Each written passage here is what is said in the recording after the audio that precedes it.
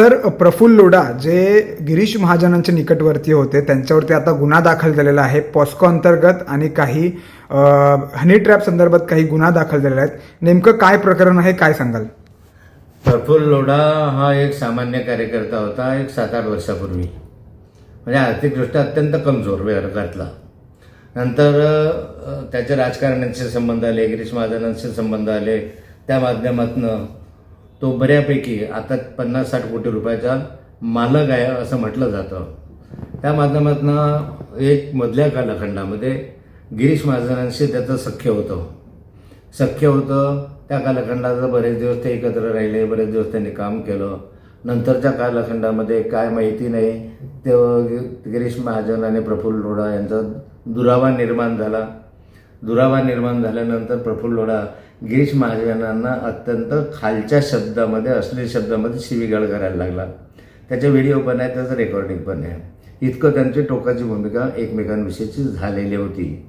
आणि अशा स्वरूपात त्याचं म्हणणं असं आहे प्रफुल्ल लोढाचं की मी पोलीस स्टेशनलाही तक्रार दाखल केलेली, त्यावेळेस मला धमकी दिली जाते वगैरे. आणि त्याने आपल्या व्हिडिओ रेकॉर्डिंगमध्ये असं म्हटलेलं आहे, माझ्याकडे जो व्हिडिओ रेकॉर्डिंग आहे तो तुम्हाला देतो.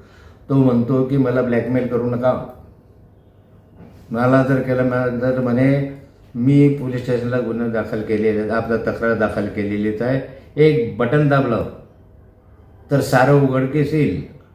आणि त्याबरोबर तुम्ही ट्रायडन हॉटेलला माझे किती 3 महिने माझे पाय चाटत होते, पाय धरत होते, हे मी सगळ्या जगाला सांगेल की याने ट्रायडन हॉटेलला काय काय केलं, ती क्लिप मी तुम्हाला देतो.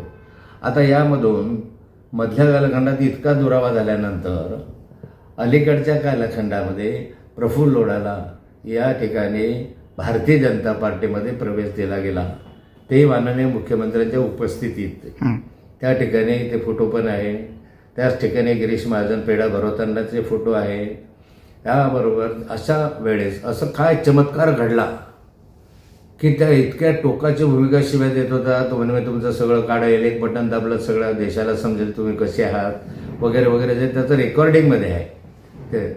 आणि असं असताना सुद्धा असं एकाएकी काय चमत्कार घडला की ते एकत्र आल्यानंतर मुख्यमंत्र्यांच्या हस्ते त्याचा प्रवेशही झाला. तो संशोधनाचा विषय आहे.